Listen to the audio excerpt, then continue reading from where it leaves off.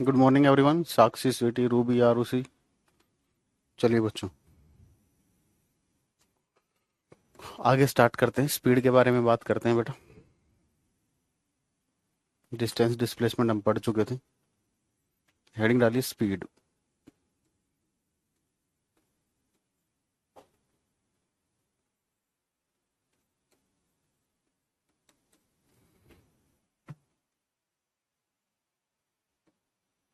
चाल, देखो स्पीड आपको पता, मैथ में भी आपने पढ़ी होगी।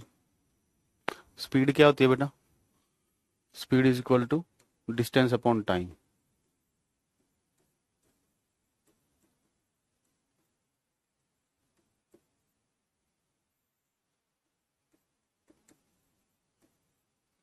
ठीक है। कैसी क्वांटिटी यूनिट क्या हो जाएगी बेटा इसकी? SI unit.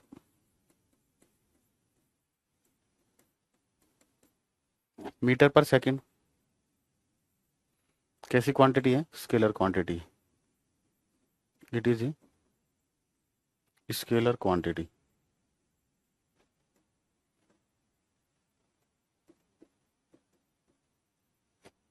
यह एक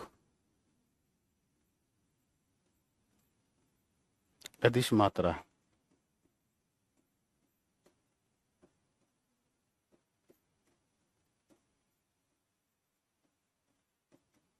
ठीक है। वहीं अगर वेलोसिटी की बात करें, वेलोसिटी, वेग। वेलोसिटी में क्या आ जाएगा बेटा? डिस्प्लेसमेंट। वेलोसिटी क्या होती है बेटा? Displacement upon time.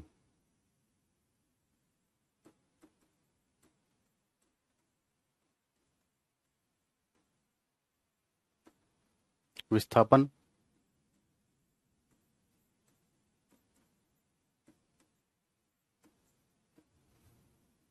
Upon time, समय। ठीक है। डिस्टेंस को हिंदी में क्या बोलते हैं? दूरी बटे समय, स्पीड। ठीक है। इसकी भी ऐसा यूनिट सेम रहेगी।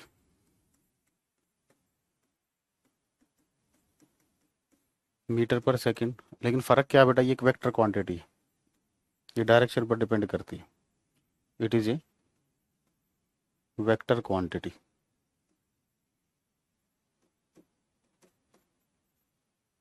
यह एक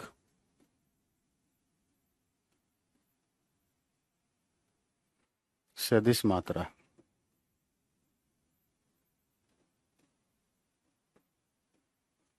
ठीक है, नोट करके डन लिखे। फिर एवरेज स्पीड पर बात करते हैं। पेपर में क्वेश्चन आता है आपका एवरेज स्पीड से। हाँ जी, पहला टॉपिक है तपस्विनी जी, आज की क्लास का।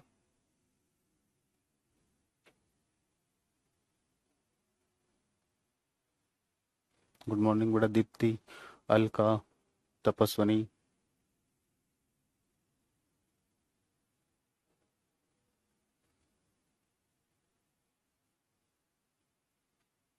सूर्या बेटा, मूर्ख वाली हरकतें ना करे। संस्कृत की क्लास कब होगी? मैं संस्कृत पढ़ाता हूँ। सॉरी सॉरी, फाइबर के नोट्स में भूल गया बेटा बोलना। हो जाएंगे, मिल जाएंगे, टेंशन ना ले। ठीक है। चलिए अब बात करते हैं बेटा एवरेज स्पीड की।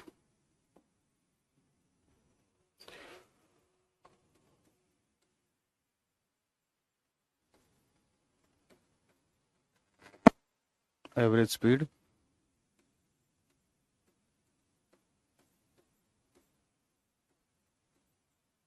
औसत चाल।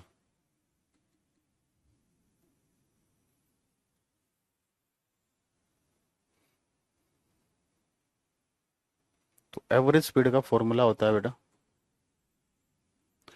Total distance upon total time. Total distance upon total time. कुल दूरी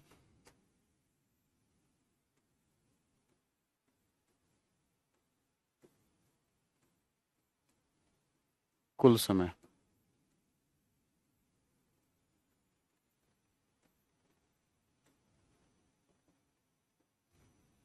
ठीक है। अब इस पे देखो डिफरेंट केसेस बनते हैं। ठीक है ना, आपको बस ये अब ये फॉर्मूला याद है तो देखिए। आपको यहाँ पर केस वन देखते हैं। ध्यान से देखना। मान लीजिए आपके पास है, स्पीड दे रखी है, ठीक है ना। मान लीजिए पहले स्पीड है S1, फिर स्पीड है S2, फिर स्पीड है S3, इस तरीके से, ठीक है। और आपको S1 स्पीड करने में जो टाइम लग रहा है वो T1 लग रहा है, S2 स्पीड थी जो थी वो टाइम T2 के लिए थी, और S3 स्पीड जो थी वो T3 टाइम के लिए थी। तो आपको बतानी बेटा एवरेज स्पीड क्या होगी। तो एवरेज स्पीड के लिए क्या करोगे, देखिए एवरेज स्पीड का फॉर्मूला क्या है, टोटल डिस्टेंस, ठीक है। तो डिस्टेंस का फॉर्मूला क्या होता है बेटा, स्पीड इनटू टाइम। ध्यान से सुनना, बार बार पूछोगे नहीं तो। T1 समय के लिए स्पीड थी S1, तो इस समय में इसने कितनी दूरी तय की होगी बेटा, S1 इंटू T1, ये हो जाएगा। या सिंपली मैं आपको और सिंपल करता हूं, तो total distance D1 plus D2 plus D3, इस तरीके से चलता रहेगा। और टाइम कितना है, T1 plus T2 plus T3, ये चलेगा इस तरीके से, ये होगा, ठीक है। तो D1 डिस्टेंस कौन सा होगा बेटा, जो स्पीड S1 से कवर किया होगा। तो इसकी वैल्यू क्या आ जाएगी, डिस्टेंस का फॉर्मूला क्या होता है बेटा, स्पीड इंटू टाइम। तो S1 इंटू T1, ये तो आ गया आपका D1। D2 क्या आ जाएगा, S2 इंटू T2। D3 क्या आ जाएगा, S3 into T3 divided by time, तो आपको गिवन ही है। तो ये एवरेज स्पीड का फॉर्मूला आ जाएगा, कब, जब आपको स्पीड और टाइम दे रखा हो। स्पीड और टाइम जब दे रखा हो तो ये आपके पास एवरेज स्पीड का फॉर्मूला आ जाएगा, ठीक है बेटा।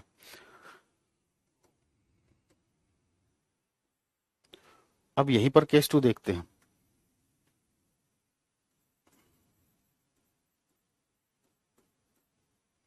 अब की बार आपको टाइम नहीं दे रखा, क्या नहीं दे रखा, टाइम नहीं दे रखा। उसने बोल रखा कि डिस्टेंस D1 ट्रेवल करने में, जो डिस्टेंस D1 ट्रेवल किया है वो स्पीड S1 से ट्रेवल किया है। डिस्टेंस जो D2 है वो S2 स्पीड से ट्रेवल किया है। डिस्टेंस जो D3 है वो किससे ट्रेवल किया है, S3 से ट्रेवल किया है। ये जो मैं लिख रहा हूँ ना, ये चीजें आपको क्वेश्चन में गिवन है, ठीक है ना, ये आपको क्वेश्चन में गिवन है, ठीक है। अरे अशिंदु बेटा, रिकॉर्डेड वीडियो कैसे कैसी बात करते हो, क्लास को मतलब पढ़ने से आपको कोई मतलब नहीं है, फिर कहते हो सर आप गुस्सा करते हो। कितने अच्छे मूड से पढ़ाने आया हूँ, कितनी स्पीड देख रहे हो, कितने बढ़िया तरीके से सब चल रहा है, लेकिन आप ये कमेंट जो है ना, ये परेशान कर देते हैं। तो ये था गिवन डेटा। तो आपको जो एवरेज की स्पीड निकालनी थी बेटा, इन्हीं की फॉर्म में निकालनी थी, तो इसलिए मैंने इसी फॉर्म में लेके आया, ठीक है। गुड मॉर्निंग सर, आप जितना केमिस्ट्री पढ़ा दिए हैं उसमें से प्रीवियस ईयर कर रहे हैं तो बहुत इजी लग रहा था, थैंक यू सर। हाँ बेटा सब इजी लगेगा, टेंशन ना लो। तो अब की बार आपको एवरेज स्पीड, डिस्टेंस और स्पीड की फॉर्म में निकालना है, ठीक है। तो देखिए एवरेज स्पीड क्या हो जाएगी बेटा, total distance D1 plus D2 plus D3, इस तरीके से चलेगा, ठीक है। और total time T1 plus T2 plus T3, इस तरीके से चलेगा। अब की बार लेकिन आपके पास टाइम की वैल्यू नहीं है, तो टाइम की वैल्यू कैसे निकालोगे बेटा। टाइम क्या होगा, टाइम क्या होता है, डिस्टेंस अपॉन स्पीड होता है। टाइम क्या होता है बेटा, distance upon speed, D1 plus D2 plus D3। Time की वैल्यू रख दीजिए। T1 की वैल्यू कैसे निकालोगे, T1 की वैल्यू कैसे निकालोगे, D1 by S1, D1 by S1 plus D2 by S2, D3 by S3, ठीक है। तो यानी कि जो क्वेश्चन में गिवन डेटा है आपको उसी की फॉर्म में एवरेज स्पीड निकालनी है। तो ये आ जाएगा आपका एवरेज स्पीड का फॉर्मूला, ठीक है। नोट करके डन लिखिए। अरे सोनू बेटा क्या रिप्लाई देना, आप कुछ क्वेश्चन पूछोगे अभी तो।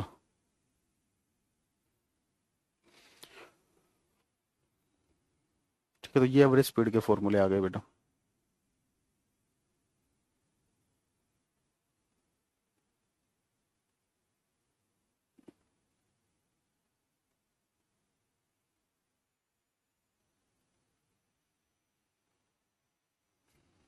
अरे गुस्सा नहीं होता, आप करवा देते, कोई PDF नहीं मिलेगा, चुपचाप नोट कीजिए। अरे नरेंद्र बेटा, आपके बैच में नहीं हुई तो क्या हुआ, और भी तो बच्चे हैं, सबका सिलेबस अलग अलग है, उस हिसाब से पढ़ाया जाएगा। चलिए ठीक है। अब केस थर्ड देखिए। मान लीजिए आपके पास इनिशियल स्पीड है, ये काम करते हैं, इसी में एक स्पेशल केस, चलिए आगे इसी में देख लें, नहीं तो इसी के नीचे अगर केस टू की बात करें, केस टू में ही लिखना। केस टू में एक चीज बता रहा हूं, देखिए केस टू में, केस टू के नीचे लिखोगे आप स्पेशल केस, स्पेशल केस।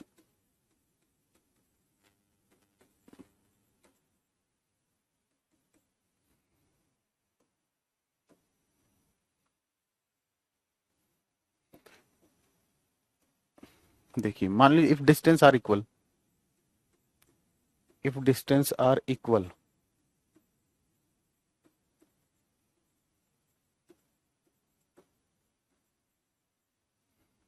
यदि दूरी बराबर है, यदि दूरी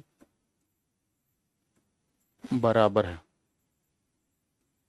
ठीक है ना, तो क्या करोगे देखिए। अगर डिस्टेंस बराबर है, कहने का मतलब है दो डिस्ट, आपके सिलेबस में दो डिस्टेंस वाला ही आता है। आपको एक बात बताएं, ये जो फॉर्मूला आपको कराए है ना, ये डायरेक्ट भी आपको एमसीक्यू में मिल जाएंगे, ठीक है ना, पेपर में डायरेक्ट फॉर्मूले भी आपसे पूछे जा सकते हैं, ठीक है। तो इसलिए ध्यान रखना है इनका। अगर D one equal to D two, जैसे केस देखिए, एक बच्चा है बेटा, ठीक है ना, मान लीजिए यहाँ पर उसका होम है, ये घर है उसका, और ये स्कूल है, ठीक है। जाते वक्त मान लीजिए वो S1 स्पीड से गया, और आते टाइम वो S2 स्पीड से आएगा। कोई वैसे एक कॉमन सेंस लॉजिकल रीजनिंग की बात करे, कोई बता सकता है S1 ज्यादा होगी या S2? इन दोनों डिस्टेंस को मान लिया हमने D, ये जो दूरी है ये है D, है ना। कोई बता सकता है? स्कूल जाने में तो बड़े आराम आराम से जाएंगे, है ना, लेकिन जब घर आने की बात है तो भागे भागे आएंगे, है ना। चलिए, तो इस केस में आप कैसे करोगे, देखिए एवरेज स्पीड का डिराइव करके बताता हूँ। एवरेज स्पीड का फॉर्मूला क्या है? टोटल डिस्टेंस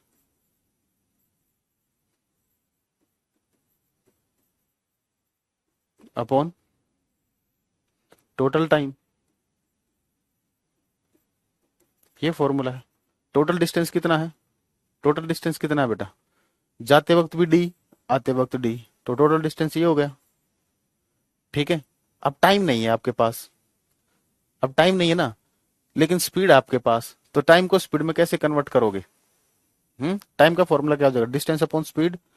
तो जाते वक्त जो उसने डिस्टेंस ट्रेवल किया वो स्पीड S1 से ट्रेवल किया, और आते टाइम जो डिस्टेंस डी ट्रेवल करा वो स्पीड S2 से ट्रेवल किया।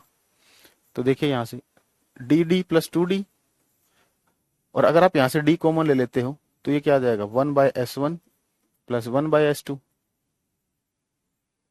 डी से डी कैंसिल आउट हो जाएगा, एलसीएम लोगे, सोल्व करोगे, तो एवरेज स्पीड का फॉर्मूला क्या आ जाएगा, 2 into S1 into S2 divided by S1 plus S2।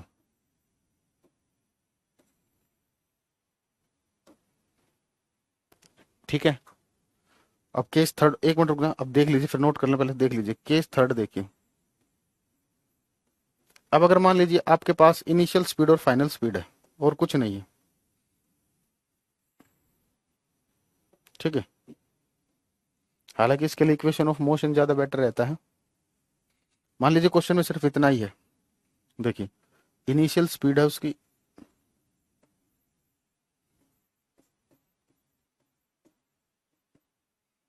u, और जो फाइनल स्पीड है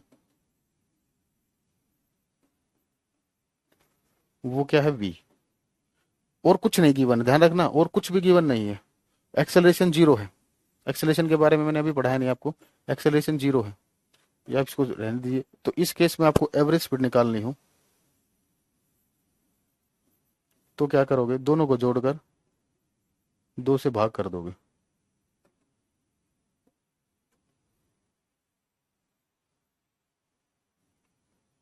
इसकी कंडीशन भी होती है, ये कंडीशन पता कब आएगी? ये कंडीशन कब आती है? जब बॉडी का जो,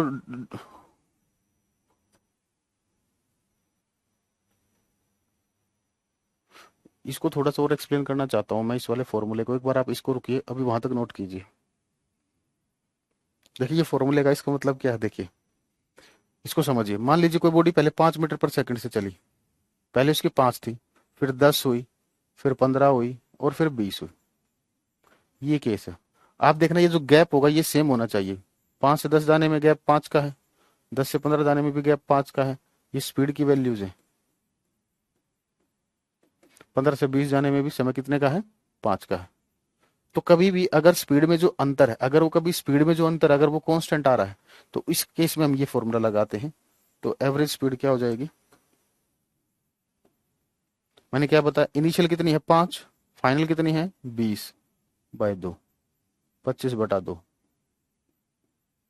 12.5 मीटर पर सेकेंड। ठीक है बेटा।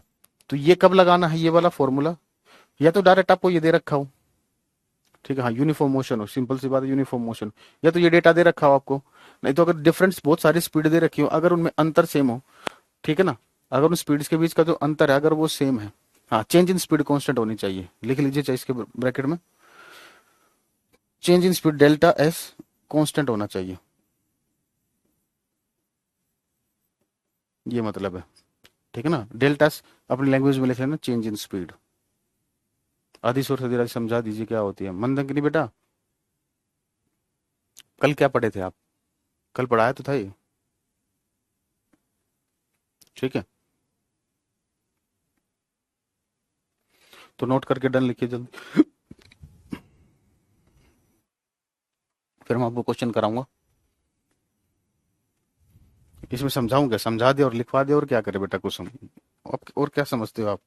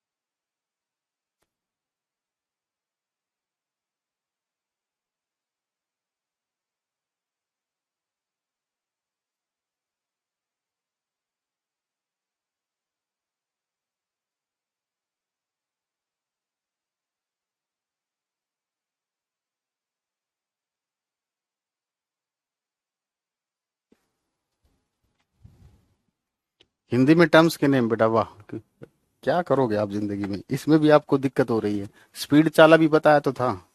चलिए क्वेश्चन देखते हैं। सूर्य बेटा टाइम पर आया करो, क्वेश्चन लिखिए।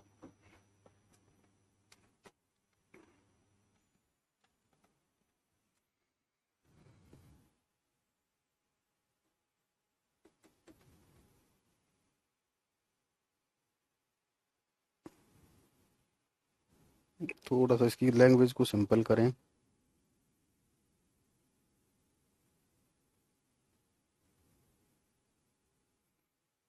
क्योंकि काफी लेंदी क्वेश्चन है बेटा।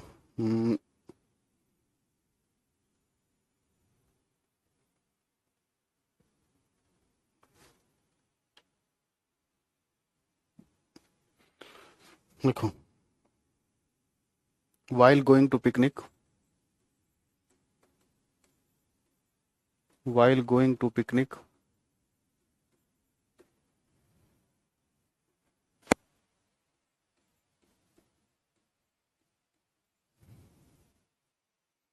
a student,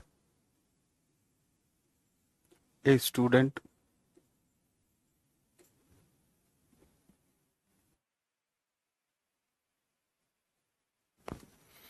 a student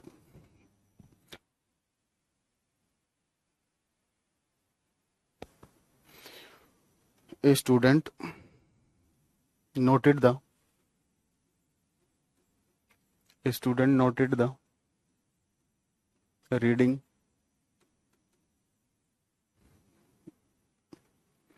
on the odometer on the odometer. Odometer बेटा वो डिवाइस होता है गाड़ियों में जो डिस्टेंस मेजर करता है।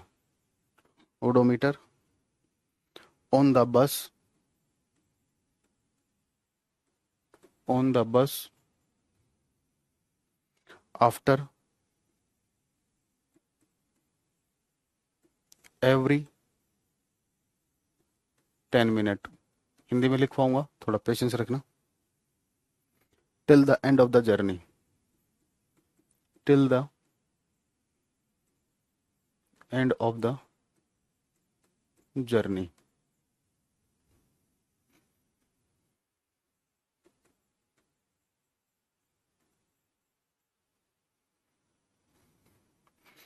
Later on, later on he recorded the reading, later on he recorded the reading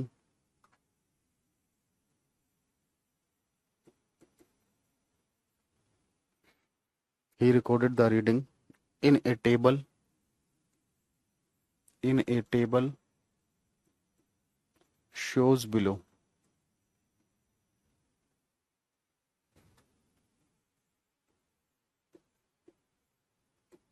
Hindi में लिखोगे बेटा। एक विद्यार्थी, एक विद्यार्थी ने पिकनिक पर जाते समय, एक विद्यार्थी ने एक विद्यार्थी ने पिकनिक पर जाते समय, पिकनिक पर जाते समय ओडोमीटर में, ओडोमीटर में, ओडोमीटर में, ओडोमीटर में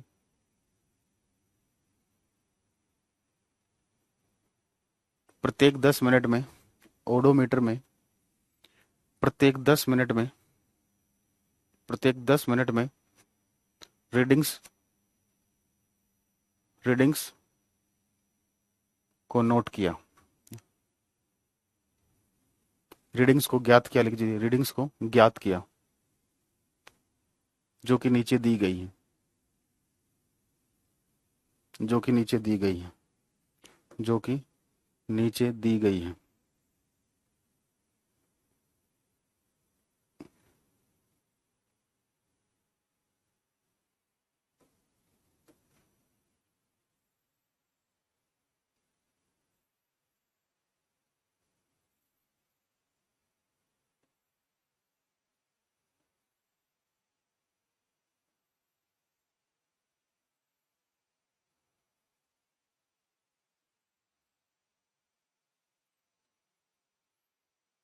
टाइम है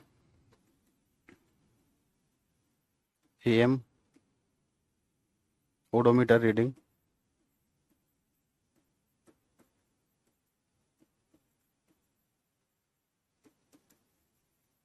ये किलोमीटर में है, ठीक है।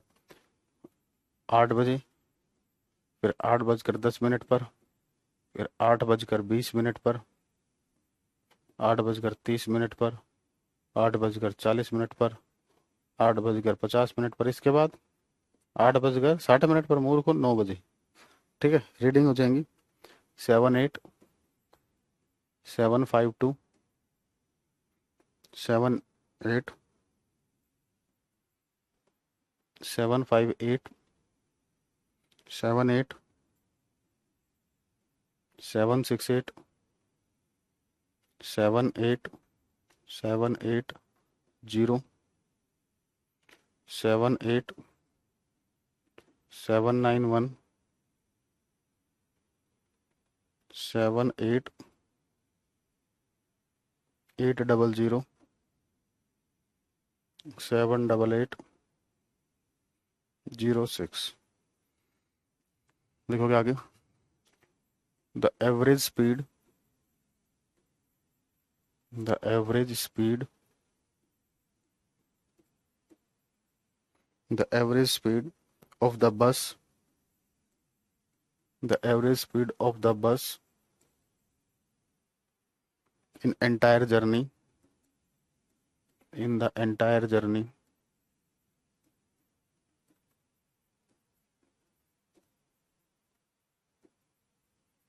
in the entire journey in metre per second was. बताइए। तो लिखिए, इस पूरी यात्रा में पहली स्लाइड कहाँ बेटा, इस पूरी यात्रा में मीटर पर सेकंड में औसत चाल बताइए।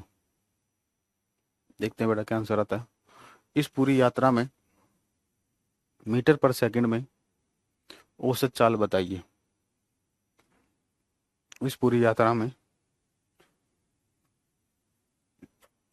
मीटर पर सेकंड में औसत चाल बताइए। कीजिए जल्दी।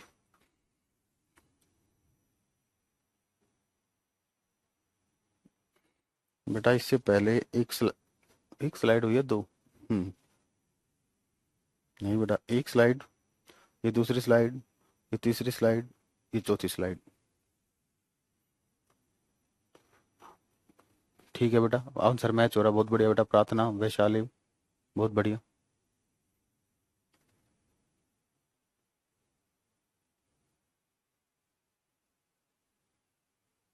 बेटा रोशन, क्वेश्चन करते हो प्रॉब्लम होती है तो क्वेश्चन की ज्यादा प्रैक्टिस कीजिए। अब पहले हम कराएंगे, फिर आप प्रैक्टिस कीजिए, फिर हो जाएंगे। ठीक है ना। चलिए बेटा सोल्व करते, इतना टाइम नहीं होता, इतनी देर में तो हो जाता है। आप देखिए एवरेज स्पीड का फॉर्मूला क्या है। सॉल्यूशन देखिए, एवरेज स्पीड का सिर्फ आप एक फॉर्मूला याद रखो, मैंने कहा आपको वो कैसे आए हैं वो समझने हैं बस आपको। एवरेज स्पीड का फॉर्मूला टोटल डिस्टेंस कुल दूरी अपॉन टोटल टाइम कुल समय, ये फॉर्मूला है। ठीक है। लाउड क्या बेटा, चिल्ला कर पढ़ाएंगे आप। ठीक है। अब देखिए, ओडोमीटर क्या बताता है, ये डिस्टेंस बताता है। अगर ऐसे भी समझ में ना आए तो ये किलोमीटर लिखा हुआ है, ये डिस्टेंस बताया। तो जब उसने बस स्टार्ट की थी बेटा, जब यात्रा अपनी जर्नी स्टार्ट की थी, पिकनिक शुरू की थी, उस टाइम पर ये रीडिंग थी। ठीक है ना।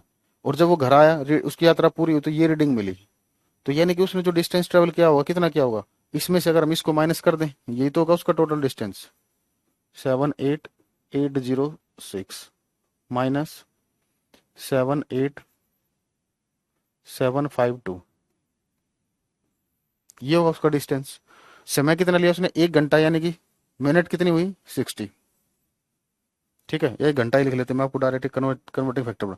टाइम कितना लिया बेटा उसने, 1 आवर। तो ये स्पीड किस में है, किलोमीटर पर आवर में है। ठीक है, तो ये कितनी आ गई,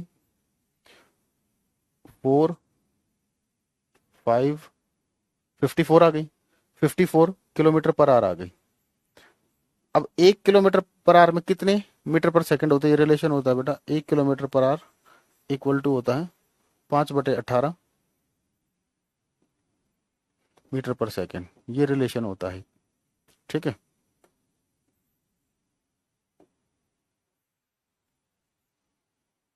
ये एक रिलेशन होता है, इसको डब्बे में बंद करते हैं। ये रिलेशन होता है। ठीक है ना। तो किलोमीटर पर आवर को मीटर पर सेकंड में कन्वर्ट करना, तो क्या करोगे, इसको मल्टीप्लाई कर दोगे 5/18 से, तो ये कैंसिल आउट हो जाएगा, आंसर आ जाएगा 15 मीटर पर सेकंड। ठीक है, नोट करके डर लिखिए, अगला क्वेश्चन देखते हैं। हाँ बेटा अनीता बिल्कुल। ठीक है, चलिए जल्दी कीजिए, फिर अगला क्वेश्चन देखते हैं।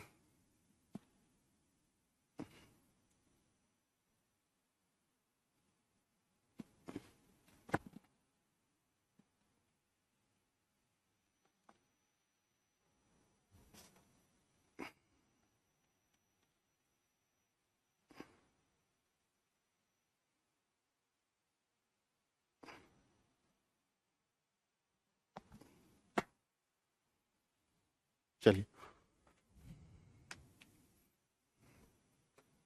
अगला क्वेश्चन देखिए। ए बस covers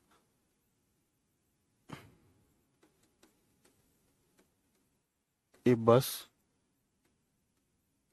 covers the first 10 kilometre.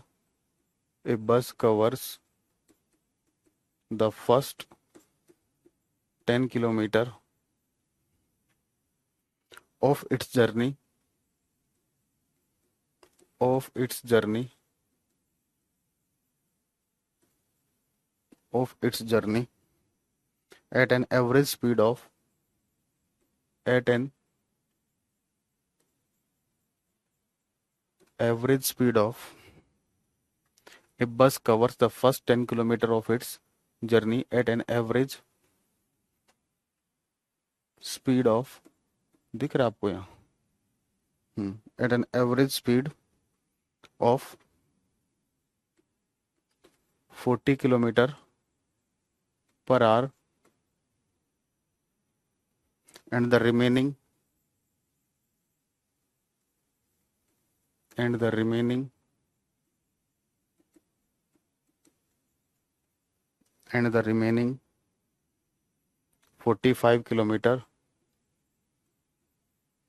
and the remaining 45 kilometer at an average speed of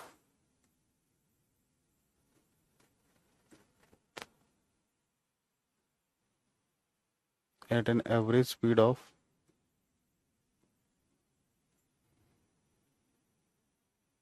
60 kilometre per hour. Hindi में लिखोगे बेटा। एक बस ने अपनी यात्रा का अपनी यात्रा के नहीं नहीं नहीं ऐसे नहीं लिखूंगा बेटा, ये कोई चक्कर नहीं होता, बच्चे थोड़ी हो। इतनी भी फीस नहीं है आपके बैच की कि आपने खरीद ही लिया हो। लिखिए, एक बस अपनी यात्रा का अपनी यात्रा का अपनी यात्रा के पहले 10 किलोमीटर की दूरी अपनी यात्रा के पहले 10 किलोमीटर की दूरी अपनी यात्रा के पहले 10 किलोमीटर की दूरी 40 किलोमीटर 40 किलोमीटर प्रति घंटे की की औसत चाल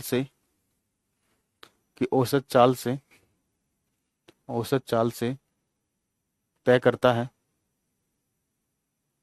तय करता है और बची हुई 45 किलोमीटर दूरी और बची हुई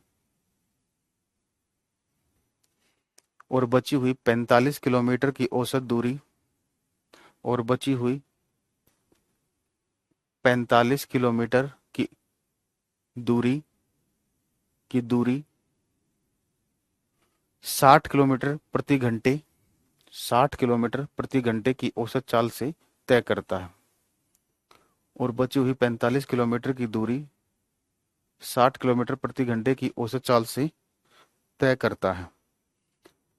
किलोमीटर पर आवर में ही बताना आंसर बेटा। द एवरेज स्पीड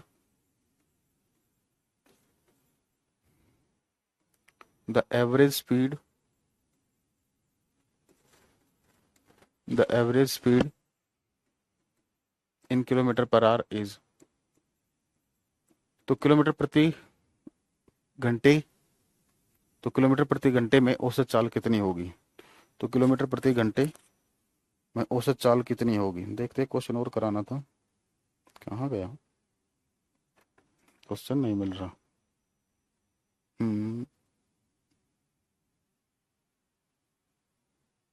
ये तो हो ही जाएगा। चलिए ये दो ही काफी है।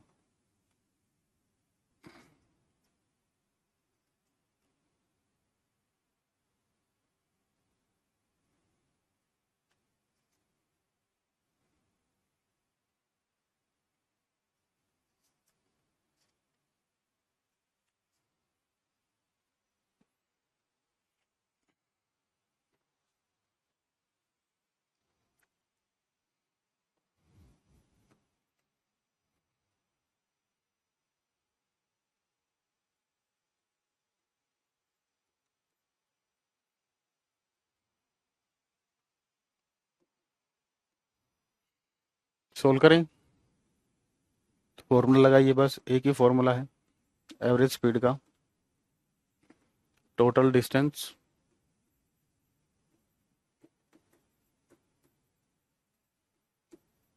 Upon total time.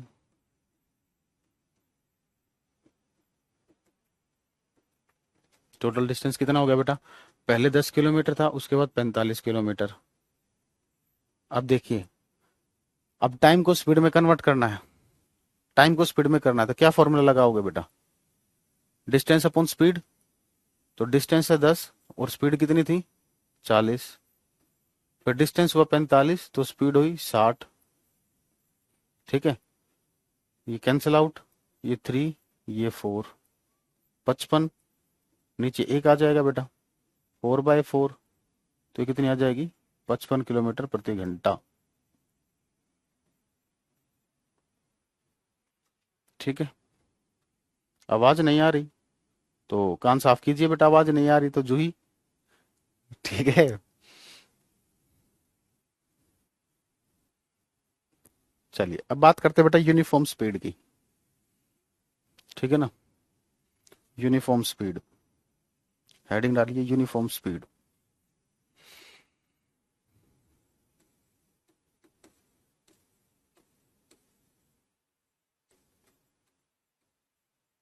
समान चाल।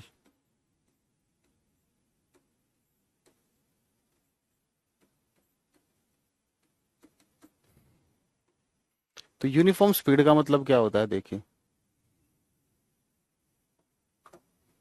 एक बात बताऊं, देखो स्पीड का जो फॉर्मूला होता है, स्पीड का फॉर्मूला था बेटा डिस्टेंस अपॉन टाइम, ये फॉर्मूला था। अब यूनिफॉर्म स्पीड का मतलब स्पीड एक जैसी रहनी चाहिए, स्पीड में चेंज नहीं आना चाहिए, ये वैल्यू आपकी फिक्स आनी चाहिए। तो ये कब आ सकती है? अगर आप डिस्टेंस और टाइम का रेशियो सेम हो जाए, अगर ये रेशियो सेम हो जाए, ठीक है ना, मान लिया d1/t1 is equal to d2/t2, अगर ये रेशियो सेम होगा तो स्पीड सेम हो जाएगी बेटा, है ना। स्पीड का फॉर्मूला डिस्टेंस अपॉन टाइम होता है।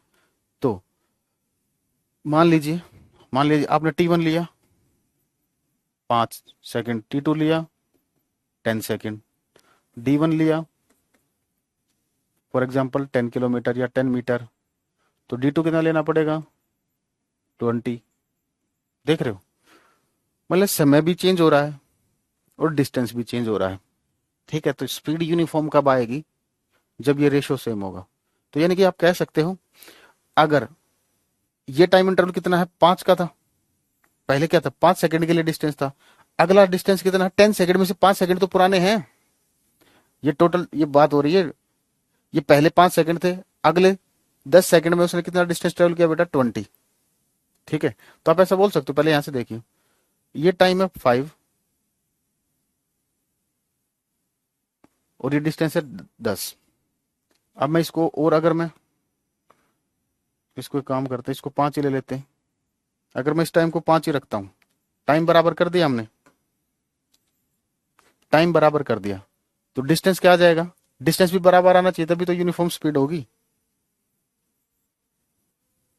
है ना। तो अब सिंपली मैं आपको जो समझाने की कोशिश कर रहा हूं, मैं ये कह रहा हूं, अब इसको डेफिनेशन को मैं लिखूंगा, सुनो।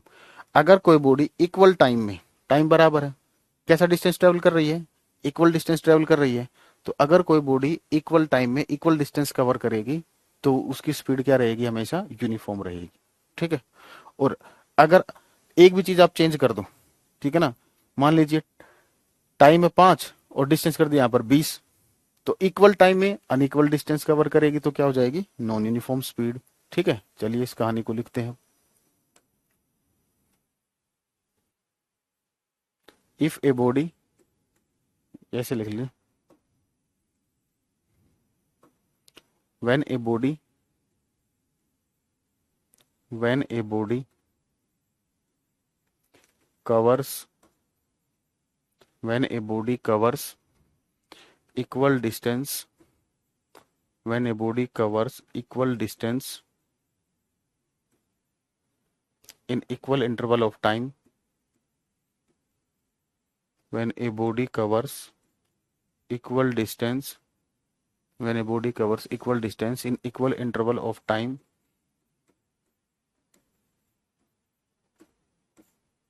then the speed is known as then the speed is known as then the speed is known as uniform speed.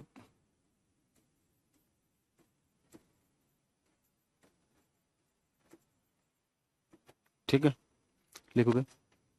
जब कोई वस्तु जब कोई वस्तु जब कोई वस्तु समान समय अंतराल में समान समय अंतराल में या बराबर समय अंतराल में लिख लीजिए। जब कोई वस्तु बराबर समय अंतराल में बराबर समय अंतराल में जब कोई वस्तु बराबर समय अंतराल में बराबर दूरी तय करती है बराबर दूरी तय करती है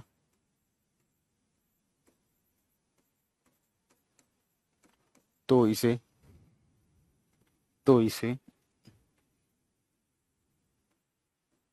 समान गति कहा जाता है। तो इसे समान गति कहा जाता है। ठीक है, आगे लिखते हैं बेटा, नॉन यूनिफॉर्म स्पीड, असमान गति। Non uniform speed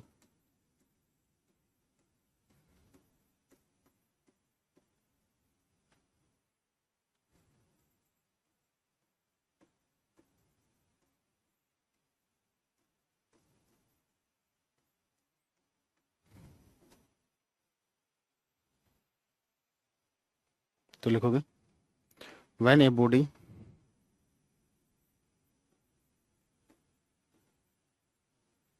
covers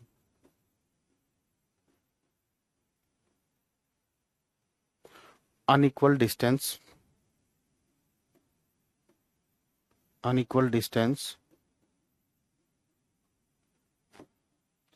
in unequal interval of time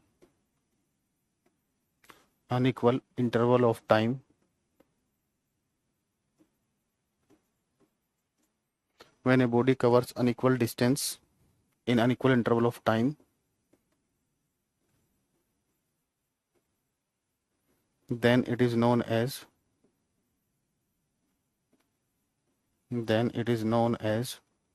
non-uniform speed. Then it is known as non-uniform speed. ठीक है, लिखोगे, जब कोई वस्तु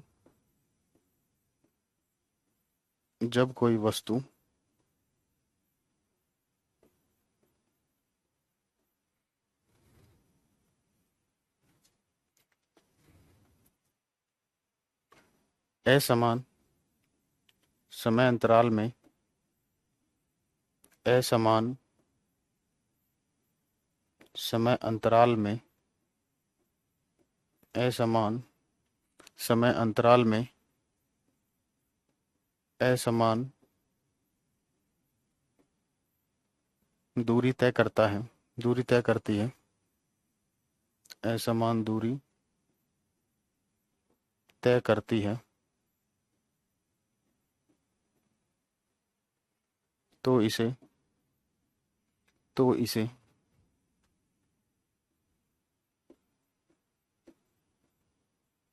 असमान गति कहा जाता है।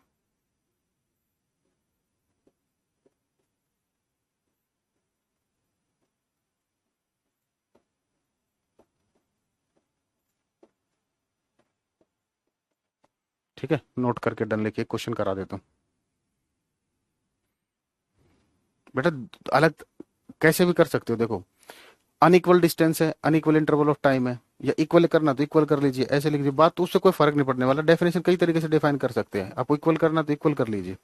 When a body covers unequal distance in equal interval of time, और ऐसे भी बोल सकते हो when a body cover equal distance in unequal interval of time, जब कोई वस्तु असमान समय अंतराल में, समान समय अंतराल में, ऐसे कर लीजिए। ठीक है, तो तरीके बहुत सारे हैं बेटा, ये भी ठीक है वो भी ठीक है, आप इसको ऐसे कर लीजिए।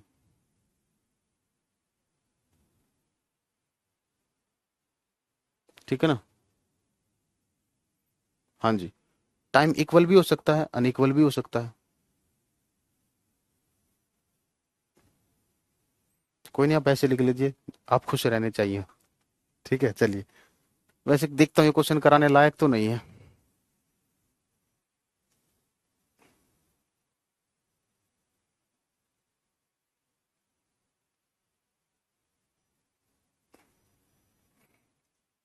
ये तो कर लोगे आप।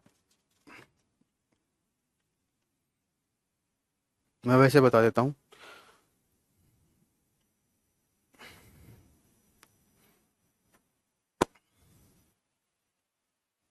चलिए, ठीक है, तो ये कहानी थी बेटा स्पीड की बातें, एक्सेलेरेशन पे सिंपल क्वेश्चन आप हो जाएंगे। ठीक है, मैं कोशिश करूंगा आपके पेपर से पहले अपने यूट्यूब पर आप क्वेश्चन करा दूं। ठीक है, सीटेट में ऐसे क्वेश्चन नहीं आते सर। अच्छा, आप लोग बताओगे अब। और मैं दिखा दिया तो अभी आया हुआ क्वेश्चन बेटा सुमन, आया हुआ क्वेश्चन बता दिया तो आपको दिखा दिया तो।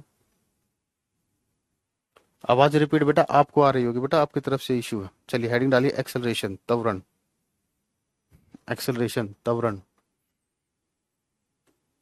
अगली क्लास में ग्राफ्स के बारे में बात करेंगे।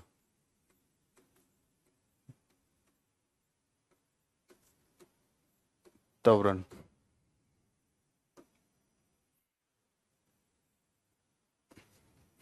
देखो एक्सेलरेशन क्या होता है बेटा, जब भी कोई बॉडी चल रही है, मान लीजिए एक बॉडी थी, ये 5 मीटर पर सेकंड से चल रही थी।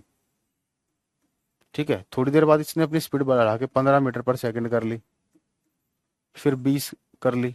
अब इंटरवल सेम नहीं है ना, तो जब भी टाइम के साथ स्पीड चेंज होती है, जब भी टाइम के साथ स्पीड चेंज होती है, तो इस स्पीड के चेंज होने से बेटा एक क्वांटिटी जनरेट होती है जिसको बोलते हैं एक्सेलरेशन। क्या बोलते हैं? एक्सेलरेशन। तो एक्सेलरेशन क्या होती है बेटा? Rate of change of speed को बोलते हैं हम, वेलोसिटी को बोलते हैं एक्सेलरेशन। तो लिखोगे rate of change of velocity, rate of change of, rate of change of velocity, rate of change of velocity is known as, rate of change of velocity is known as acceleration। ठीक है, हिंदी में लिखोगे, वेग में परिवर्तन की दर को, वेग में परिवर्तन की दर को, वेग में परिवर्तन की दर को त्वरण कहा जाता है।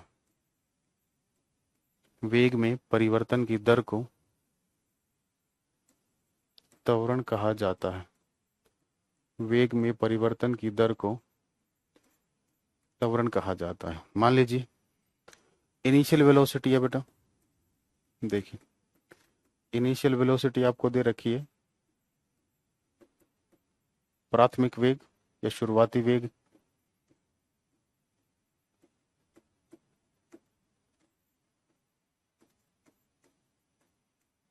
ये दे रखा आपको u, शुरुआती वेग है u, और इसकी जो फाइनल वेलोसिटी है,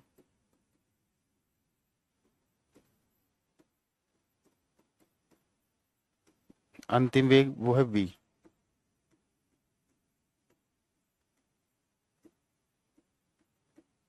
अंतिम वेग क्या दे रखा आपको? v। ठीक है, तो एक्सेलरेशन क्या होगी बेटा? चेंज कैसे निकालते हो बेटा? Delta v, change in velocity upon time. कैसे निकालते हो चेंज बेटा? Final velocity minus initial velocity by time. ठीक है, तो यहां से क्या आ जाएगा? फाइनल वेलोसिटी कितनी है बेटा? v, इनिशियल कितनी है? u by t। तो ये फॉर्मूले हैं बेटा एक्सेलरेशन की। ठीक है, अब इसकी यूनिट की बात करें, यूनिट क्या हो जाएगी, यहाँ पर लिखते हैं यूनिट। यूनिट छोड़िए, यूनिट को पहले बाद में देखेंगे, पहले सुनिए। अब अगर मान लो ये एक्सेलरेशन नेगेटिव आ जाए, नेगेटिव एक्सेलरेशन आ जाए, यानी कि पहले स्पीड ज्यादा थी, जैसे कोई गाड़ी चला रहे हो आप, आपने एकदम से ब्रेक मार दी, तो पहले तो गाड़ी की स्पीड ज्यादा थी, ब्रेक मारने के बाद स्पीड क्या हो गई या वेलोसिटी क्या हो गई, कम हो गई। ठीक है, तो उस केस में जो एक्सेलरेशन आएगी वो नेगेटिव आएगी, तो उस नेगेटिव एक्सेलरेशन को बोलते हैं हम रिटार्डेशन। तो लिखोगे इफ, ये सिंपली लिख लोगे। पहले इसकी यूनिट बता देता हूँ बेटा, यहीं पर यूनिट, वेलोसिटी की यूनिट क्या होती है बेटा, मीटर पर सेकंड, और नीचे है टाइम, तो क्या हो जाएगी मीटर पर सेकंड स्क्वायर। ठीक है सर, सर जी आप प्लीज यही कुछ न्यूमेरिकल करा दीजिए। रोशनी बेटा वो न्यूमेरिकल नहीं था, वो थ्योरेटिकल क्वेश्चन था। ठीक है, तो इसी में क्या हेडिंग डाल लेते हैं, retardation मंदन, retardation मंदन।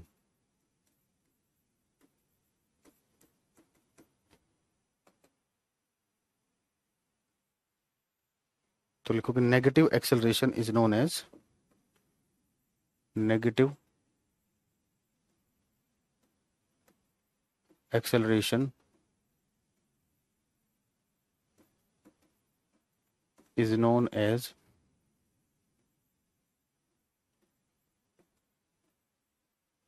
Retardation, negative acceleration is known as retardation.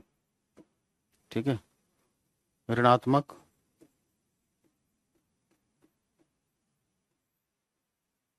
त्वरण को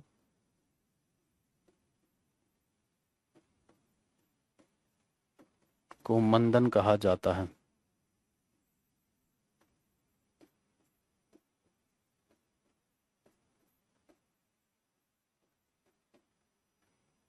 ठीक है, चलिए क्वेश्चन देखते हैं। हालांकि इसका क्वेश्चन आगे आएगा जब मैं फोर्स बढ़ाऊंगा, क्योंकि अभी इसका क्वेश्चन बनेगा नहीं।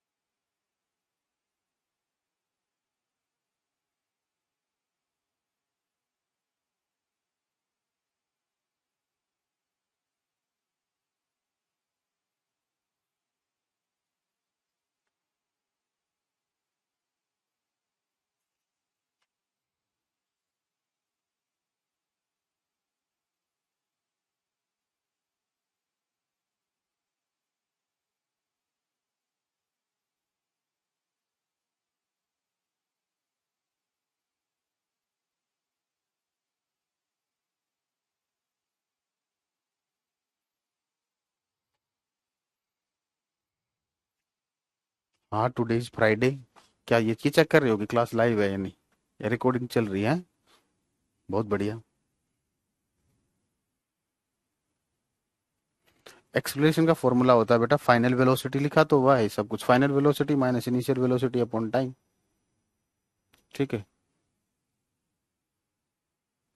वेलोसिटी और स्पीड में अंतर क्या है बेटा, वेलोसिटी वेक्टर क्वांटिटी, वेलोसिटी की डायरेक्शन होती है, स्पीड की कोई डायरेक्शन नहीं होती। अब देखिए ये क्लियर हो जाएगा, अभी हेडिंग डालिए यूनिफॉर्म सर्कुलर मोशन। देखिए यहाँ से आपको चीजें बड़े अच्छे से क्लियर हो जाएंगी, स्पीड वेलोसिटी का अंतर। यूनिफॉर्म सर्कुलर मोशन, समान वृत्तीय गति,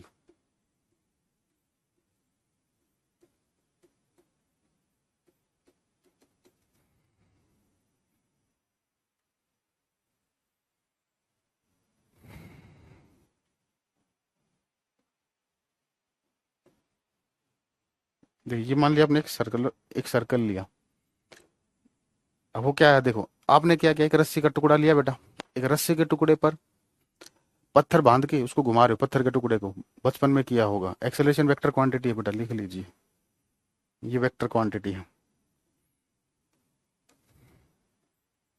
it is a vector quantity, it is a vector quantity. Hindi में लिख लो, यह एक सदिश मात्रा है, यह एक सदिश मात्रा है, यह एक सदिश मात्रा है। प्रीवियस ईयर बुक मंगवा लीजिए, यह एक सदिश मात्रा है। तो आप क्या कर रहे हो बेटा, एक पत्थर के टुकड़े लिया, पत्थर का टुकड़ा लिया, स्टोन लिया आपने, रस्सी पर बांध कर उसको घुमा रहे हो, ठीक है। तो घुमाने से देखा होगा आपने,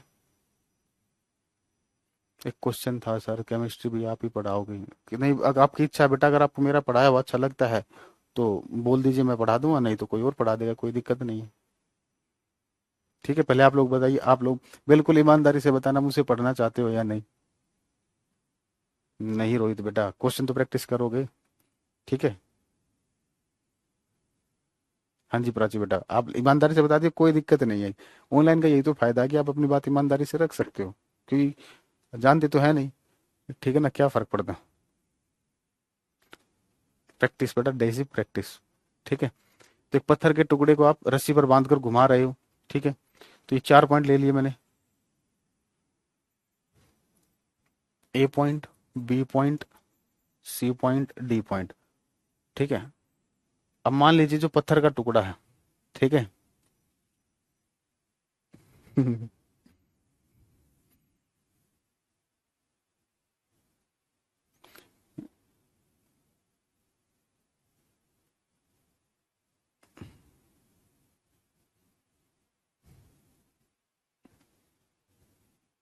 एक बच्चा जो नहीं पढ़ना चाहता, अब मेरी बात सुनिए, अब मैं आपका जवाब दूं, मैं ही पढ़ाऊंगा चाहे आप कितना ही कुछ करें, पढ़ाना मुझे ही है, ठीक है। बस ये देखना चाहता था कि आप कितने हैं जो एक बच्चे छोड़कर सब मुझसे पढ़ना चाहते हैं बेटा। हाँ, वो वही बच्चा अभिषेक है वो बेटा, वो शायद वो कल भी मैंने उसको बोला तो वही मिलेगा। कुसुम बेटा, ये तो अब आप ऐसे तो, ये तो पॉसिबल नहीं है, ठीक है। थैंक यू बेटा गौरव। ठीक है ना, तो बेफिक्र है। आप हाँ करें चाहे ना करें, पढ़ाना मुझे ही है। और जब पढ़ लोगे ना, और जब पेपर दे के आओगे, जब पता चलेगा आपके गुरुजी ने आपको क्या पढ़ाया था, ठीक है ना। अभी आप नहीं समझोगे मेरी बात को, ठीक है ना। क्योंकि बेटा हमें पता आपके एग्जाम में क्या आने वाला है, ठीक है, तो बेफिक्र रहे। इतने साल से सीटेट के बच्चे हर बार सेलेक्ट होते हैं, मैक्स बहुत बच्चे सेलेक्ट होते हैं, ठीक है ना। छोड़िए, चलिए देखिए, अब ये जो स्टोन है ना, ध्यान रखिए, हमने जो स्टोन लिया इसका मास है बेटा एम, क्या है इसका मास एम, ठीक है ना। इसकी वेलोसिटी ले ली हमने वी। देखो वेलोसिटी और स्पीड में क्या होता है, मैग्नीट्यूड दोनों का सेम होता है, ठीक है ना। यहाँ यूनिफॉर्म सर्कुलर मोशन का मतलब क्या है, इसमें क्या रहेगी, स्पीड आपकी सेम रहेगी। मीन्स ये बॉडी ऐसे घूम रही है क्लॉकवाइज डायरेक्शन में, अगर इसकी स्पीड यहाँ पर, अब वेलोसिटी और स्पीड का मैग्नीट्यूड क्या रहेगा यहाँ पर, सेम रहेगा, ठीक है ना। मान लीजिए वेलोसिटी 5 मीटर पर सेकंड है, तो स्पीड भी क्या रहेगी, 5 मीटर पर सेकंड रहेगी, ठीक है ना। तो यूनिफॉर्म सर्कुलर मोशन का मतलब क्या है, इसके अंदर स्पीड कांस्टेंट रहेगी, चाल आपकी सेम रहेगी। अब मुझे एक बात बताओ, क्या वेलोसिटी इसमें सेम रहेगी या बदल जाएगी? सर आप बायो भी पढ़ा दो, हम तो बायो भी पढ़ने लेते नहीं, बायो मैडम में पढ़ाएंगे, बताइए जल्दी। स्पीड तो मैं कह रहा हूँ हर जगह पर सेम है, लेकिन वेलोसिटी जो होती है, वेलोसिटी क्या है बेटा, एक वेक्टर क्वांटिटी होती है। तो वेलोसिटी किस पर डिपेंड करती है बेटा, डायरेक्शन पर डिपेंड करती है। वेलोसिटी किस पर डिपेंड करती है, डायरेक्शन पर डिपेंड करती है, ठीक है। तो अब डायरेक्शन की, अब डायरेक्शन कैसे निकालेंगे बेटा, सर्कुलर मोशन में जिस भी पॉइंट पर आपको डायरेक्शन निकालनी है, आप वहां पर एक टेंजेंट ड्रॉ करोगे, एक स्पर्श रेखा खींचोगे। मान लीजिए आपको ये जो बी पॉइंट है, इस पर आपको पता लगाना है कि वेलोसिटी की डायरेक्शन क्या होगी। तो डायरेक्शन के लिए क्या करोगे, टेंजेंट ड्रॉ कर दो, टेंजेंट ड्रॉ कर दो, टेंजेंट ड्रॉ कर दो, टेंजेंट ड्रॉ कर दो। ये इनकी डायरेक्शन आप देख रहे हो। मैंने तो सिर्फ 4 पॉइंट पर आपको डायरेक्शन दिखाई है, तो हर पॉइंट पर वो जो पत्थर का टुकड़ा घूम रहा है उसकी हर पॉइंट पर डायरेक्शन अलग है। तो इसलिए बोलेंगे यूनिफॉर्म सर्कुलर मोशन में क्या होता है बेटा, स्पीड तो कांस्टेंट रहती है लेकिन वेलोसिटी बदलती रहती है, ठीक है। I am from Bangalore, has started attending your class from basic today. I am able to solve questions easily on because you said thank you. Welcome बेटा। ठीक है, तो यूनिफॉर्म सर्कुलर मोशन में पहला पॉइंट क्लियर है कि speed speed का तो कोई डायरेक्शन से कोई लेना देना है नहीं। ठीक है, और हमने मेंशन कर दिया कि यूनिफॉर्म है, यूनिफॉर्म सर्कुलर मोशन है, तो इसका मतलब क्या, स्पीड तो उसकी सेम रहेगी, लेकिन डायरेक्शन में बदलने के कारण वेलोसिटी कांस्टेंट नहीं रहेगी। ठीक है, पहले इस पॉइंट को लिखते हैं, speed remains constant, speed remains constant, speed remains constant, but velocity, but velocity, speed remains constant but velocity changes, but velocity changes, but velocity changes due to change in the direction, due to change in the direction। Hindi में लिखोगे बेटा, इसमें इसमें चाल समान रहती है, इसमें चाल समान रहती है। ये कह रहा है सर मैंने आज ही क्लास ज्वाइन की, सर प्लीज दोबारा समझाइए। प्राइम मिनिस्टर हो आप हैं या कुछ स्पेशल हो? लिखिए, इसमें चाल समान रहती है, इसमें चाल समान रहती है, इसमें चाल समान रहती है, परंतु परंतु दिशा में परिवर्तन के कारण, परंतु दिशा में परिवर्तन के कारण वेग बदलता है, परंतु दिशा में परिवर्तन के कारण वेग बदलता है, परंतु दिशा में परिवर्तन के कारण वेग बदलता है। अब वेग बदलेगा तो एक्सेलरेशन उत्पन्न होगी या नहीं? वेलोसिटी बदल रही तो एक्सेलरेशन प्रोड्यूस होगी। ठीक है, ड्यू टू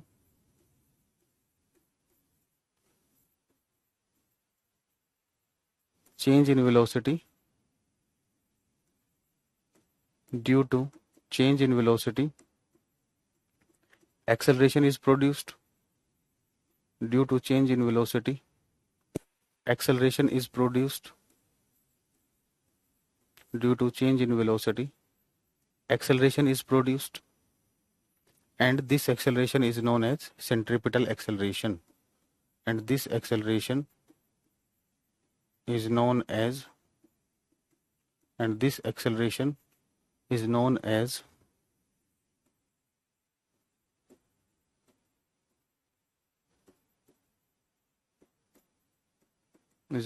centripetal acceleration।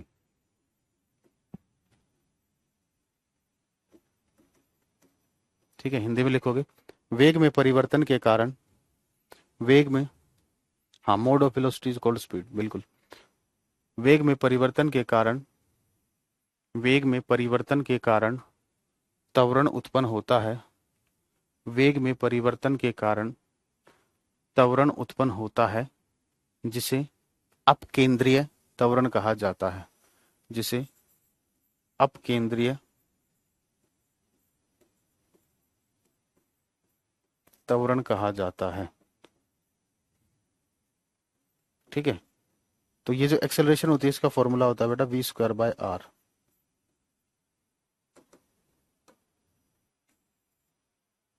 ठीक है ना, r क्या आपका रेडियस, ठीक है, r क्या था, ये रेडियस। ठीक है, किसी भी पॉइंट पर आपको डायरेक्शन निकालनी है तो डायरेक्शन क्या है, डायरेक्शन कैसे निकालते हैं, टेंजेंट के थ्रू। उस पॉइंट पर आप टेंजेंट ड्रॉ कर लीजिए, जो टेंजेंट की जो डायरेक्शन होगी वही उसकी डायरेक्शन होगी।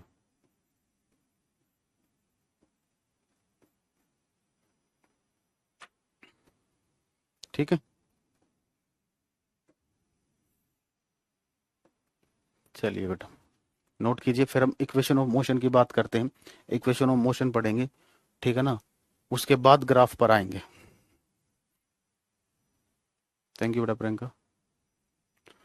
बेटा गगनदीप, कोई बॉडी सर्कुलर मोशन में है तो होता क्या है, उसकी वेलोसिटी चेंज होने से एक्सेलरेशन प्रोड्यूस होती है, उस एक्सेलरेशन का हम क्या बोलते हैं, सेंट्रीपिटल एक्सेलरेशन। डेरिवेशन की कैसे आता है, F is equal to M A और F is equal to M V square by R को कोरिलेट करके निकालते हो, उसकी आपको जरूरत नहीं है, इसलिए मैंने नहीं बताया। पहले मैं बताता था, लेकिन अभी उसकी जरूरत नहीं है, तो इसलिए काफी। अरे टॉपिक से रिलेटेड प्रीवियस ईयर बेटा, ये टारगेट बैच है ना, ये टारगेट बैच है, समझे पहली बात तो। टारगेट बैच का मतलब टू द पॉइंट, ठीक है। क्वेश्चन के लिए अलग से देखते हैं बेटा, समय होगा जब यूट्यूब पर करा देंगे, आपको बोला तो है। ओके बेटा पूजा।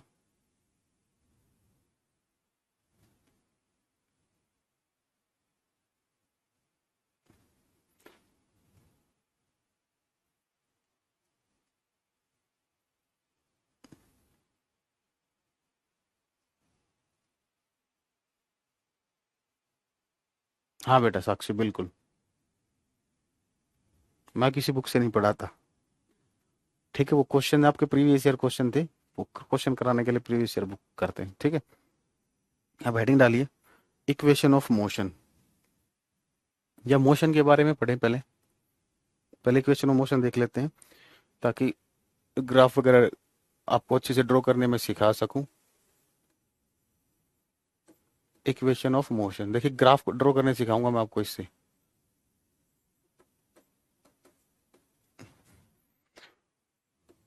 और यहाँ से बेटा केवीएस में तो जरूर क्वेश्चन आता है, सीटेट में तो नहीं पूछता, खैर वो पूछ लेगा, लेकिन कोई कह नहीं सकते। गति के समीकरण, गति के समीकरण।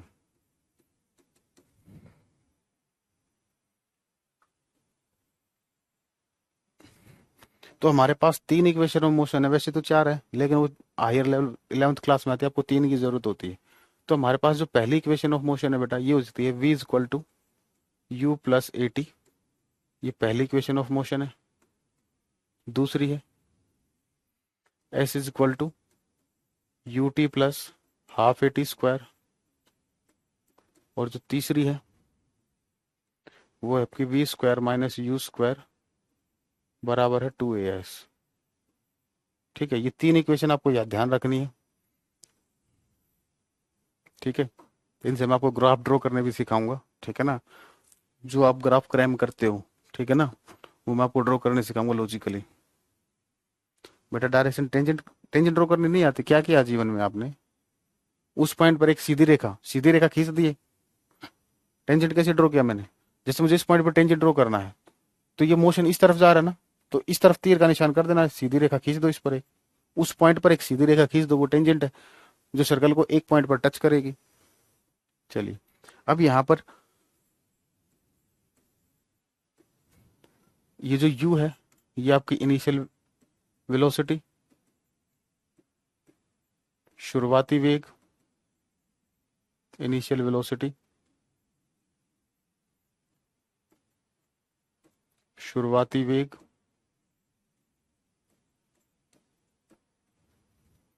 v जो है ये फाइनल वेलोसिटी, अंतिम वेग, v जो है फाइनल वेलोसिटी,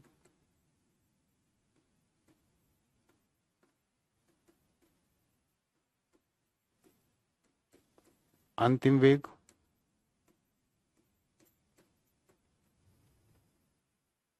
e है आपकी एक्सेलरेशन,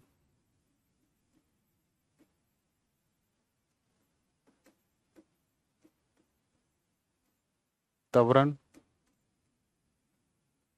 और t क्या है? टाइम, समय।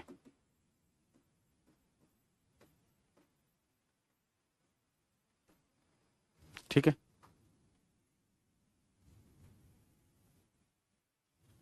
ओके बेटा, आप देख सकते हो, बिल्कुल देख सकते हो। अरे बेटा इसमें हिंदी आप लोग मतलब मतलब क्या लिखूं मैं? एस को ऐसे लिखूं क्या हिंदी में? S equal to u t plus half, आधा, ए टी वर्ग, ऐसे लिखूं क्या? समझ आ रहा कुछ? हाँ, एस के बारे में बात करते हैं। एस बेटा डिस्प्लेसमेंट होती है। यार आप लोग, कुछ नहीं हो सकता आप लोगों का, पढ़ना पढ़िए, नहीं पढ़ना मत पढ़िए। क्यों अपने माँ बाप के पैसे खराब कर रहे हो आप? वो तो पहले ही कर चुके हो। आप मान लीजिए जो बच्चे ऐसे ऐसे सवाल पूछते रहे, मान लीजिए आपका सिलेक्शन नहीं होगा, ठीक है ना। अब ये मत बोलना सर आप डीमोटिवेट कर रहे हो, मैं सच्चाई बता रहा हूँ।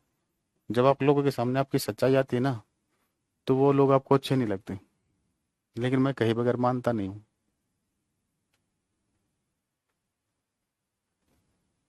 ठीक है। जो तुम्हारी झूठी तारीफ करता रहेगा ना, बहुत खुश रहोगे। जो सच्चाई बता देगा उसे नफरत हो जाएगी, आपके जैसे टीचर कभी नहीं मिले। हाँ बिल्कुल सही बात है।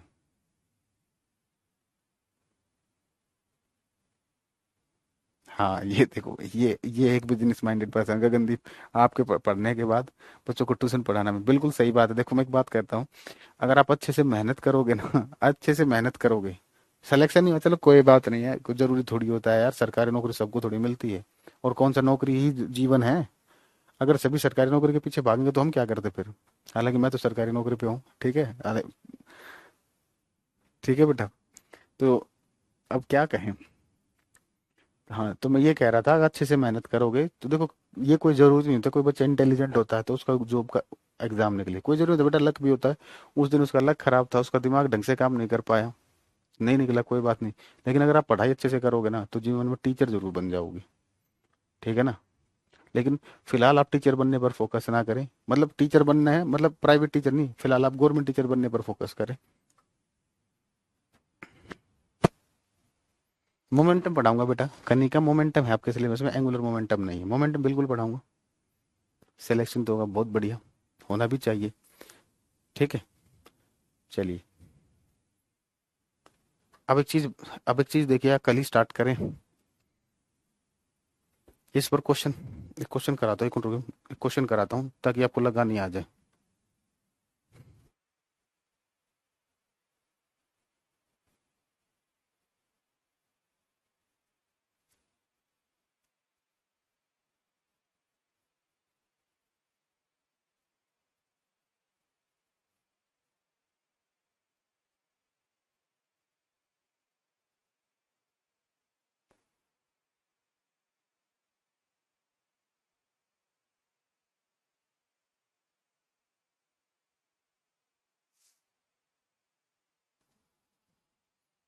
हाँ जी, एक मिनट क्वेश्चन ढूंढने दीजिए, क्वेश्चन कराता हूँ। पहले इस पर क्वेश्चन करा देता हूँ, फिर ग्राफ ड्रॉ करने सिखा दूंगा अगली क्लास में।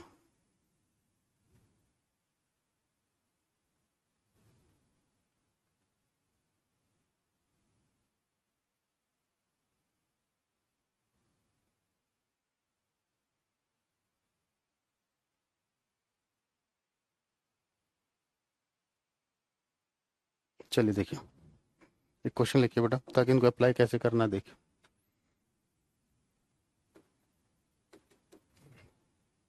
ए train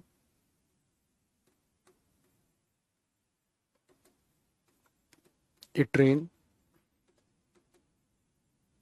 starting from a train starting from rest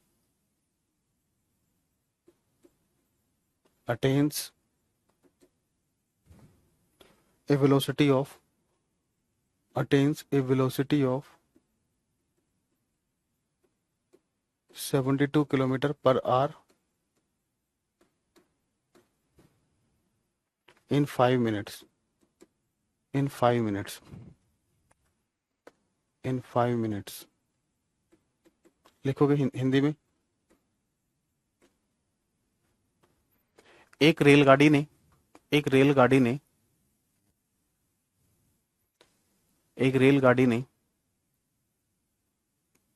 विराम अवस्था से विराम अवस्था से विराम अवस्था से 72 किलोमीटर प्रति घंटे का वेग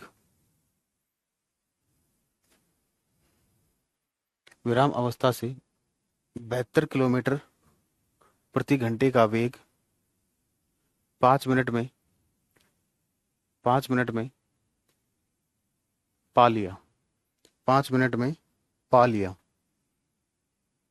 assuming that acceleration is uniform, माना माना त्वरण समान है। Assuming that the acceleration is uniform, assuming that the acceleration is assuming that the acceleration is uniform,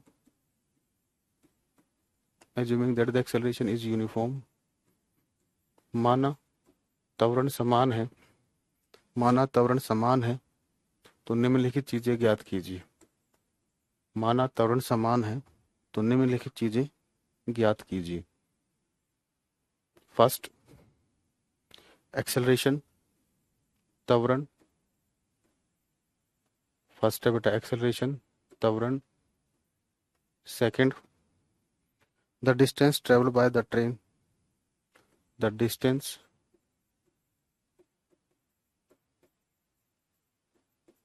travelled by the train. इसके नीचे मैं आपको एक नोट भी बताऊंगा, the distance travelled by the train. रेलगाड़ी ने कितनी दूरी तय की, रेलगाड़ी ने कितनी दूरी तय की, रेलगाड़ी ने कितनी दूरी तय की। बहुत बढ़िया बेटा, बहुत बढ़िया। सिर्फ सांसें चलने कोई जिंदगी नहीं कहते, आंखों में कुछ ख्वाब और दिल में उम्मीदें होना भी जरूरी है। बेटा इसमें कुछ और भी ऐड कर लीजिए, और उनको पाने के लिए दिन रात एक करने का जज्बा भी होना चाहिए। ठीक है,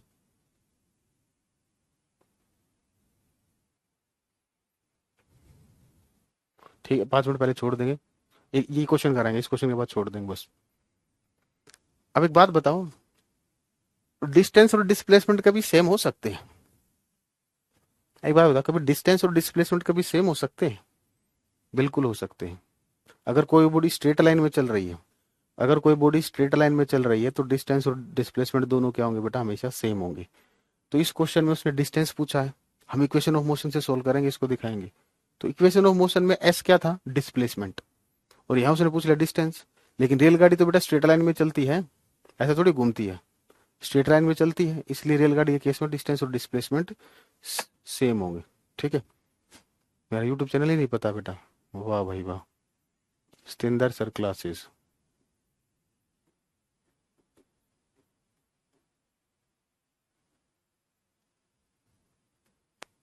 ये है यूट्यूब चैनल। ठीक है, देखिए बेटा इसको सोल्व करते हैं।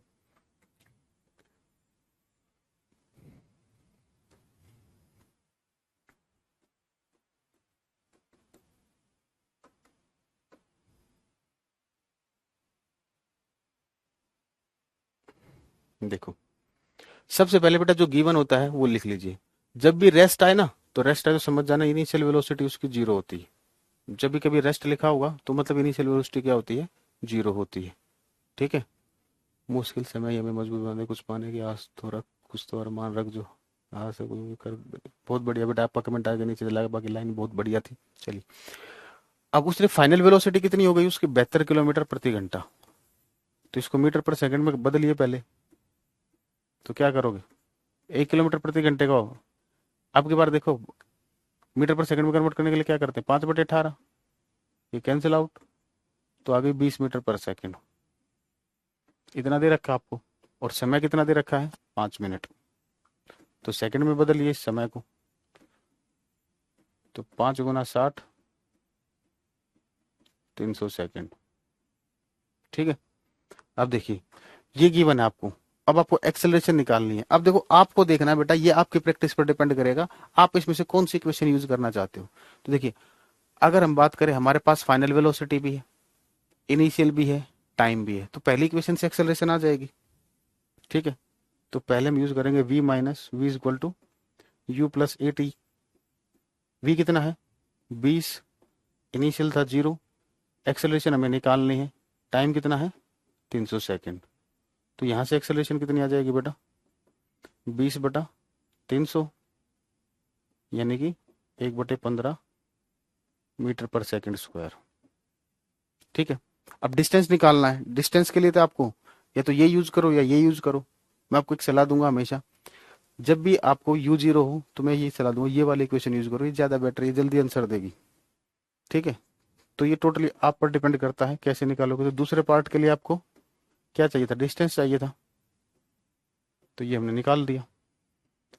तो u into T plus half, acceleration कितनी है, 1/15, टाइम 300 का स्क्वायर, 300 गुना 300,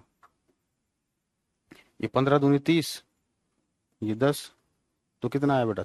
3000 मीटर। और किलोमीटर लिखोगे तो 3 किलोमीटर, 3 किलोमीटर। ठीक है, नोट कीजिए, नोट लिखवाना। नोट करके डन लिखिए, नोट लिखवाते हैं, फिर क्लास को एंड करते हैं। ये जिंदगी हंसी है, इससे प्यार करो, अभी हर रात को सुबह का इंतजार करो, वो पल भी आएगा जिसकी ख्वाहिश है आपको, रब पर रखो भरोसा, वक्त पर। बहुत बढ़िया बेटा, बहुत बढ़िया, कमाल के शायर हो आप लोग। मैं नहीं हूँ, लेकिन बेटा मैं इतना अच्छा शायर वायर कुछ नहीं हूँ, बस एक टीचर हूँ।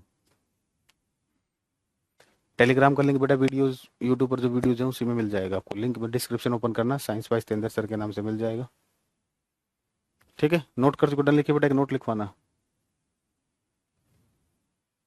आपको ये इक्वेशन ऑफ मोशन के जो न्यूमेरिकल है ना, ये 9th की एनसीईआरटी बुक में मिलेंगे, अगर आपको करने हो तो प्रैक्टिस। ठीक है ना, सीटेट में 8 तक पूछता है तो वो इक्वेशन ऑफ मोशन, लेकिन केवीएस में पूछता है, मैं आपको बता देता हूँ, तो थोड़ी बहुत आपकी एक्स्ट्रा तैयारी भी हो जाएगी। 6 किलोमीटर आंसर आएगा, चेक कर लीजिए अनुपम बेटा। 1 मिनट, कुछ भूल तो नहीं गई? हम देख लेंगे, एक बार आप बोल रहे हो तो। बेटा बहुत बढ़िया, कैसे निकाला आपने 6 किलोमीटर? मूर्ख हो, 3 किलोमीटर आंसर आएगा। ठीक है अनुपम बेटा, 6 किलोमीटर कैसे निकाल दिया आपने? आप बड़े कमाल के हो। ये हाफ नहीं दिखा होगा आपको, ये हाफ नहीं दिखा होगा, है ना? हाँ, सुपर टेट में भी। एक नोट कर लिख लीजिए बेटा।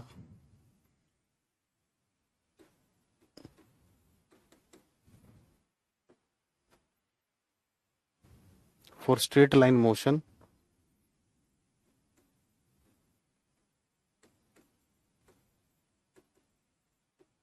फॉर स्ट्रेट लाइन मोशन,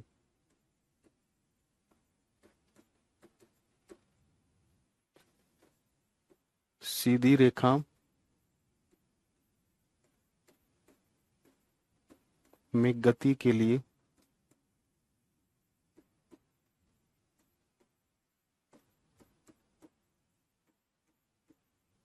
ठीक है, तो क्या होगा बेटा?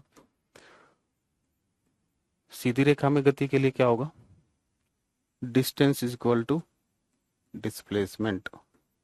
एक, ये फर्स्ट पॉइंट है, एक और लिखवाऊंगा, distance is equal to displacement.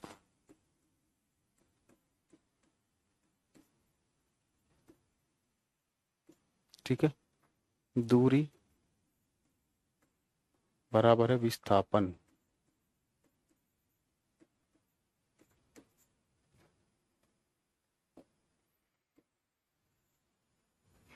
अब दूसरा देखिए, डिस्टेंस और डिस्प्लेसमेंट में बेटा कौन सा बड़ा होता है? डिस्टेंस है ना, हमेशा बड़ा होता है डिस्प्लेसमेंट से, लेकिन एक केस को छोड़कर, ये जो केस किया स्ट्रेट लाइन वाला, डिस्टेंस हमेशा बड़ा होता है डिस्प्लेसमेंट से, लेकिन ये दोनों बराबर कब हो जाते हैं? जब स्ट्रेट लाइन मोशन होता है। तो ये रिलेशन होता है बेटा डिस्टेंस और डिस्प्लेसमेंट में, या तो डिस्टेंस डिस्प्लेसमेंट के बराबर हो सकता है या इससे बड़ा हो सकता है, डिस्टेंस कभी भी डिस्प्लेसमेंट से छोटा नहीं होगा। ठीक है, तो ये थी आज की क्लास। तो इक्वेशन ऑफ मोशन से आप प्रैक्टिस कर लेना, मुझे कुछ इंपॉर्टेंट लगेगा, कुछ अच्छा क्वेश्चन लगेगा तो मैं करा दूंगा, अगली क्लास में ग्राफ डिस्कस कर लेंगे। ठीक है ना, टाइप्स ऑफ मोशन डिस्कस कर लेंगे।